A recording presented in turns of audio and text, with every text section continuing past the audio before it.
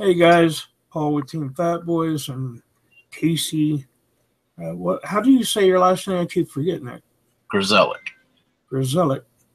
And we're going to be talking today about drones, the future, and what what's going to be going on. Kind of yeah, I can't even say that word. Evolving. You say it, Casey. What? I just say what? Evolving. There we go. What's And going to be evolving with the drones? yeah, there you go. Um, Big words. well, instead of everybody flying remote control helicopters or airplanes, the new streamlined thing is the drones. Yep. Those are the new upcoming tools for photographers, videographers,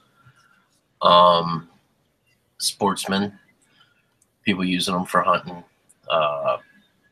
monetary gain, which the FAA is really frowning upon. But it's the new fad in right now in like the home amateur videographers. Right. I know. I've got my drone, and I chose to get a cheap one because I wasn't sure I was going to be able to keep one without crashing it. And there's a couple of my videos that Casey and a few of my friends seen and was kind of laughing about. But that's the reason why I chose a cheaper drone, is because I was scared to put a lot of money into something that I might ultimately destroy until I got a little bit used to the controls, which right here is my control panel, and just your basic everyday remote control. Now, you've gone and spent what, $80 or something like that for yours? 54 with shipping and everything. Thanks. Well, with with it doesn't matter if you're buying a $20 drone or a $1,400 Phantom 4. Controls are pretty much the same. The I believe it's Tyvek has the Typhoon out, which the controller has the built-in video screen and all that. I've got DJI Phantom 3, and my controller is a little bit more simpler than what yours is. Yeah, it is big time. I mean, the only difference is I have my video and my camera controls and my different automated flight functions go through my phone. You have an app that you can download that you have all of your controls basically right here in an app. Wow. It has the GPS map, and it shows you all your signal strength, your GPS strength, your RF strength from your controller to your actual drone, your Wi-Fi strength, your battery. It has all that. That's cool. So it's not a whole lot of difference. So is that a delay time, or is that real time? Real time. Everything is real time. There's no delay. I've flown it up to 500 meters away from me. I don't really want to go out of line of sight. I've flown it up to 500 meters, and they had no delay whatsoever. Now the higher priced Phantoms have what they're calling it's blue light technology, which actually streams real-time HD video from the drone camera right to either your phone, your smartphone or your tablet. It just depends on what you're using, which is really good. But right now I'm doing just fine without the blue light. Well, let me ask you something, because my drone's not over a half a pound anyway. Mm-hmm. So technically, theoretically, I didn't have to register it, but I did, because I may end up getting a bigger drone, and I do know that the ID number that they gave me, whether I have one drone or 20 drones, it's not going to make any difference. I do have to put the ID number on the drone and whatnot. But is that still a requirement, Casey? I mean, there was a little little problem there for a while. I'm not sure where they stand on that. What I haven't been able to figure out is why they're regulating just the UAVs, which they're the unmanned aerial vehicle, is why they are requiring the drones to have the registration. That you do have to have the registration. If you get caught doing it, you do get fined, that's all being discussed and going through the courts and everything right now as far as being fined. But all that registration is giving you basically the higher guidelines that the FAA is requiring you to know, because the drones, with the distance and the height that they're flying, they can become dangerous. One, to the people below you, and two, to airplanes, helicopters above you.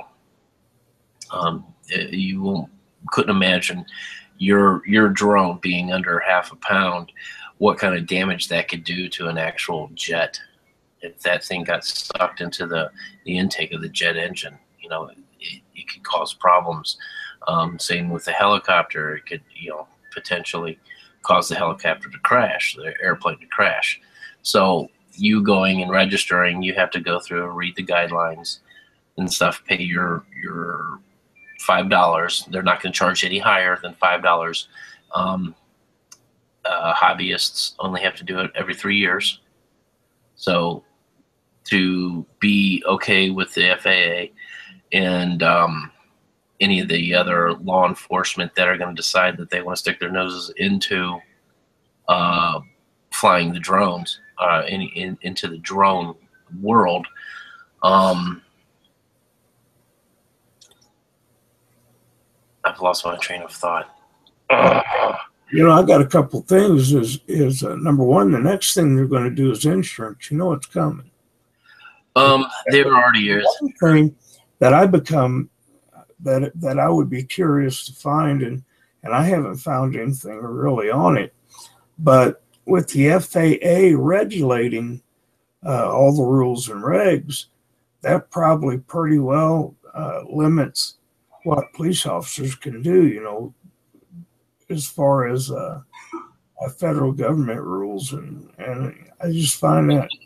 You have to remember that the FAA is not a federal government entity. It's an administration. It's not. They don't have anything to do with the FAA. The FAA doesn't have anything to do with the federal government. They can put out guidelines, but they cannot go and make it a law. The lawmakers, the government, actually has to do that. They can't go and put out a law saying that you can only have purple drones, that you can only fly 5 feet above the ground. Right. They can't do that. That has to go through Congress and all the higher courts and stuff to be able to do that. They can't impose any fines. They can suggest and they can try to fine you for it, but they cannot impose and make it stick right now. Right. All right. Let me shoot a little video here, or make a video, or play a video here. Yeah, I get confused on that, but I'm trying to find the Little snippet. screen share.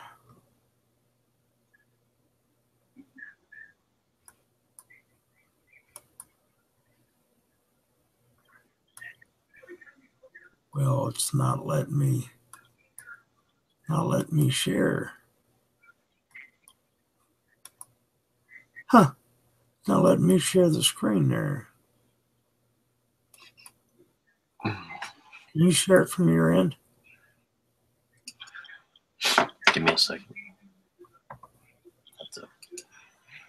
Um,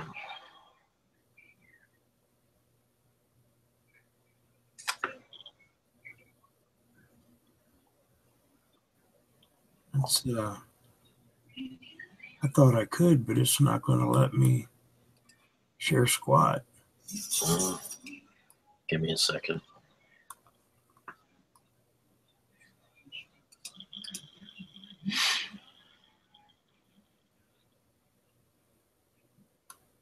We'll have to start knocking the bugs out of some of these before we do a whole lot of the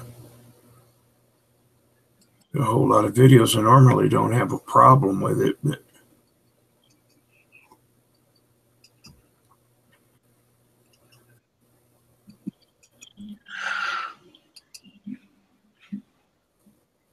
Yeah, there we go.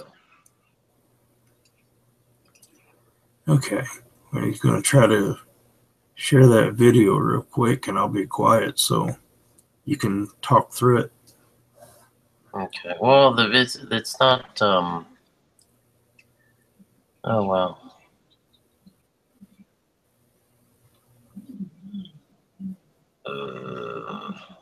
Well, I'll being that I can cut it out and then put the video in here. Just give me a second here. It's the video player I was using didn't want to work with Google Hangouts.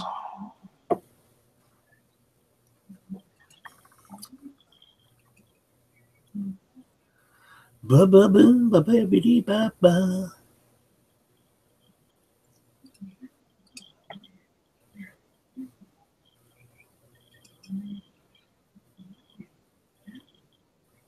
Yep, it ain't working for me.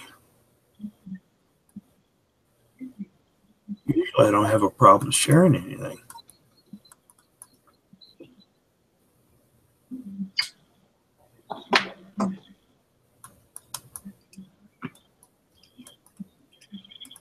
All right.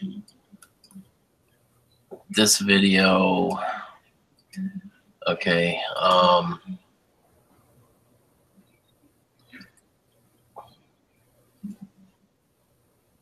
It's not going to let me. It's not going to do it for some reason in the widescreen format. But this is it. This video, it's just basically a quickie of coming down from a 400-foot shot that I was doing of the area around my house. And then there, I'm just kind of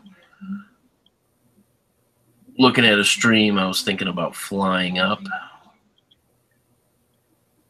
And this is just basically that same stream at 25 foot.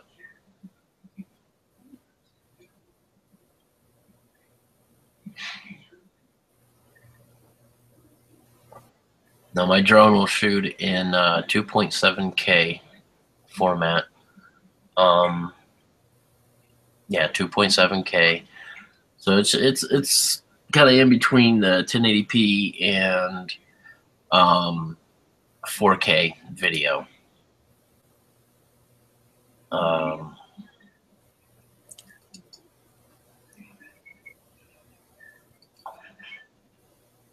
How quick will that drone go as far as if you see where you are and you just hit it full blast? It depends on if you have any tailwind or headwind. I think 30 miles an hour is the fastest. That's quick. And I've gone, I can actually, with the app that DJI has, it will give me, it actually logs the flight records. Well, if does it have like an anti-crash if it detects that it's going down into the too quick down onto the terrain? Will it slow things down a little bit, or you screwed on if it crashes? If you don't have with the DJI the Phantom 3, there is no sensors on it. You've got sensors on the DJI. There's 3 versions of the Phantom 3s. You've got the standard, the Pro, and the Advanced. The Advanced has the sensors on the bottom. Okay, this right here is the standard. Okay, it has sensors on the bottom right here that you can set it to only fly at a certain altitude, and that determines what altitude you fly at. And I don't believe that it has something to where you won't crash it. Now the new DJI Phantom 4 does. It has forward-facing and bottom-facing sensors to where it'll avoid collision with anything. I'm not going to say it's going to avoid collision with tree branches, but with anything that has mass to it, it'll sense it and it'll maneuver its way around it. Oh, that would be a pretty good option. I think you'd end up paying for that too, but I was curious. And that drone that you got, is that like a tilt and pan type camera? Or? None of the drones except for the DJI 4, the Tyvek, and I'm not sure. I don't think that the 3DR drones have the Tyvek and the Phantom 4. They have a 4D gimbal, which the gimbal is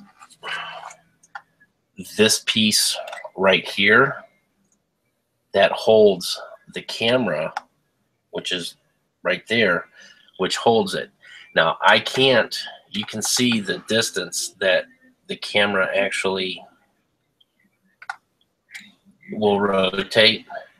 That's only to keep it steady to where the camera will be trained on one thing, and say a wind gust comes and tilts the drone itself, it'll keep that camera balanced and trained on what you want it to be. Okay. The newer ones do have the 360 rotating gimbals to where you can actually be flying forward and turn that camera 180 degrees or 360 degrees. Excuse me. But I do have a 90-degree angle on this one where I could face forward, the camera forward, and then I could turn the camera to where it faced directly down. And that's all controlled on the app itself. Actually, I'm sorry, it's not controlled on the app. It's controlled on my controller right here, where I can control the pitch of the camera. Yeah, I like the way that deal is there that you put your camera in. Now, is that for like the iPhone and the other phones? iOS and in the Android apps, yeah, the Android operating system, and the iOS for Apple, for the iPads, the iPhones. You can do what basically, I've got a Samsung Galaxy tab here that it will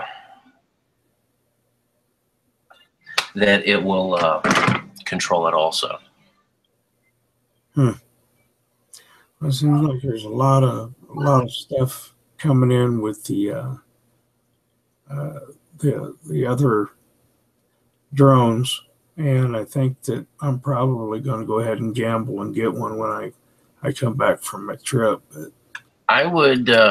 we have a sponsor, guys. If you're seeing this video on the TeamFatBoys.com website, over on the right hand, we've got a sponsor that does remote control boats for fishing and remote control planes, and he's got drones and stuff like that. So you might want to go check him out too. He's an all right stand-up guy. But is there anything else that you can think of, Casey, that we might want to hit? If you're going to right now, until my recommendation, I have not. Okay, let's put it like this. For recreational use, it's awesome. For commercial use, it'll be awesome. For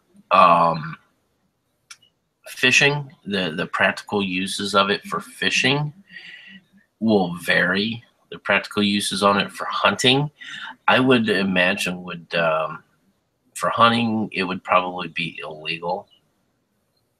As they own like a spotter or something. I'm not sure.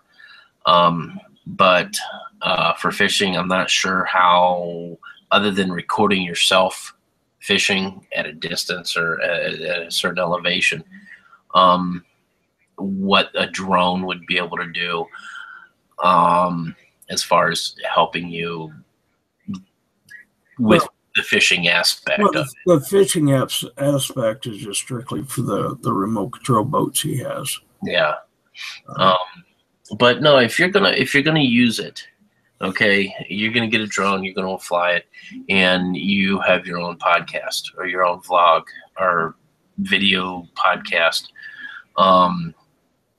Be careful right now, because the FAA is trying to make it to where they're gonna fine people for monetizing their videos. You have to have a commercial license. By their standards, you have to have a commercial license to be able to make money off of the images, the video, or the services that you provide with your drone.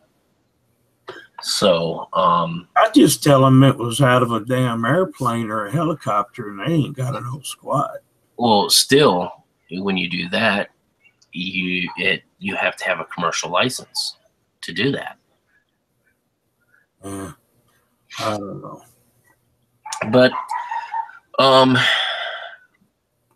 if you're gonna get one, do the registration, because that's just basically registering yourself that you know the guidelines. And if something happens to where you have a fly off and your drone just decides it's gonna say, okay, screw you, I'm out, and take off, and somebody finds it 5 miles away, they could actually call the FAA, get a hold of the FAA, and give them the number. I'm not going to say it's a tail number, because it's not a tail number. That registration number that they give you, that what is it, a 12-digit? Yeah, it was pretty long thing. I etched it on my drone. That's just to identify the owner of the drone, the user. It's like putting a dog tag on your dog. Microchip.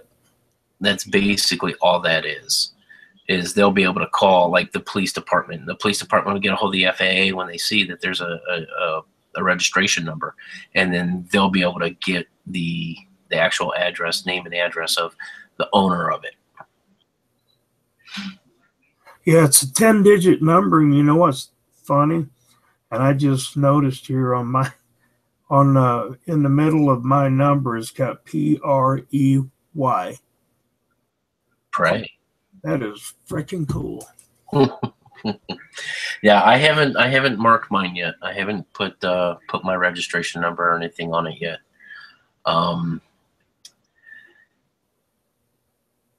If I'm not sure why I haven't really actually done it, but I just know that I'm within standards.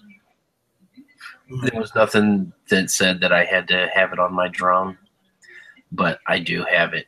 My drone is registered through DJI and FAA and DJI.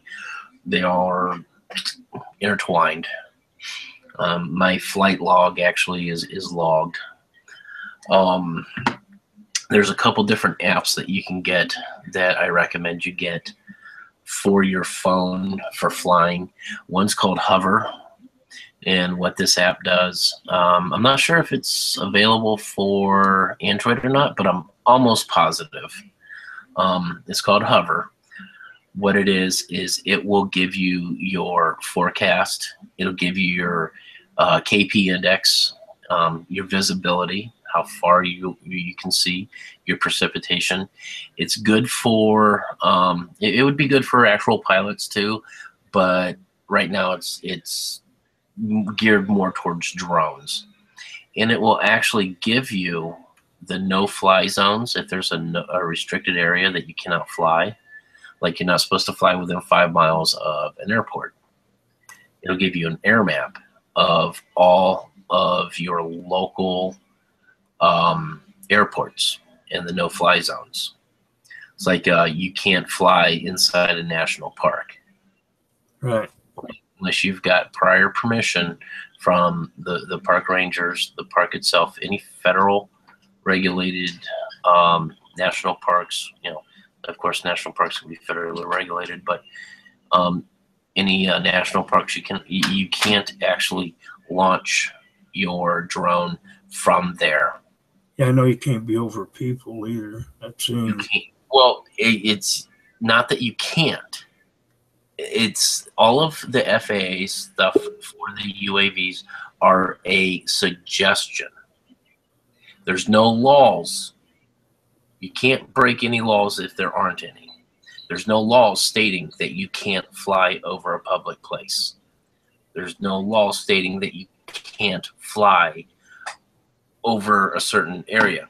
The FAA actually has to make it a restricted zone for you to not be able to do that. Like with the Super Bowl, when they had the Super Bowl, the FAA actually made that a no-fly zone. Yeah, they did that for anti-terrorism or something. Well, that and that's a multi-billion-dollar venture going on there. But parades, they can suggest all day long that you don't fly over the parade. But guess what? There's no law saying that you can't fly over the parade. If the police try to stop you, say you can't fly over the parade, there's no law saying that you can't. They cannot prove it. They cannot make you, because they do not regulate that airspace. And they say, oh yeah, well, our airspace is up to 500 foot. I'm sorry, but no, it's not. National airspace starts at the top of a blade of grass. I'll be down. Yeah, I was sitting there on my phone trying to download. If you were to go and jump into the air, you could be considered a unidentified flying object. Yeah. All right.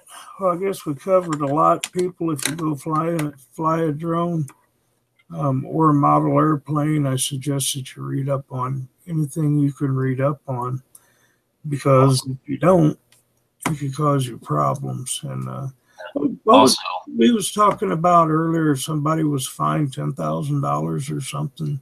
What was that? What was that about again? He did a video for the University of Virginia. Hired this guy to get video flying over the college, and the FAA didn't like it and tried to fine him $10,000 for doing it. Did they succeed, or is that still going No, They did not. They are right now. They're having a hold on. They're having a battle right now where what is it called when you oh geez, I'm having a brain fart. I was doing that earlier. I was like, I feel like an idiot.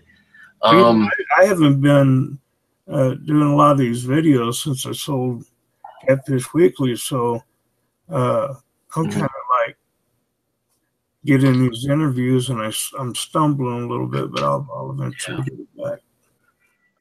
They're not petitioning, but they're the FAA is fighting the judgment that the judge gave, saying that they cannot fine somebody for something that is not a law. So it's more or less a hearing. Yeah, they're trying to. They have to petition the courts to. That's it, petition.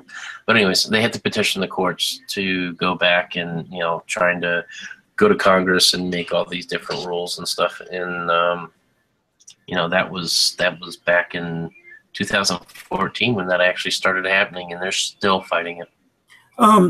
Now you said there was a couple apps, phone apps. Yes. Now I just got into my phone here. I'm running iOS 9, I think now is where it's up to. Mm-hmm. But I downloaded that one for the iPhone, but I don't think you said what the other ones were. I thought you said one. The other one is called B4, like the letter B, the number 4, the letter U, and the word fly. Before you fly. That's an actual app put out by the FAA that will give you any updated restrictions, no-fly zones, any news that you need to have. It'll tell you whether or not you're within 5 miles of an airport or not. It'll give you an actual air map. Let me see if I can. I wish there's a way I could share this screen, but this is what you'll see. I have one of those apps too, but I can't remember what the name of it was. It actually has a planner that if you're gonna fly, you can plan out your route of the areas that you're gonna fly.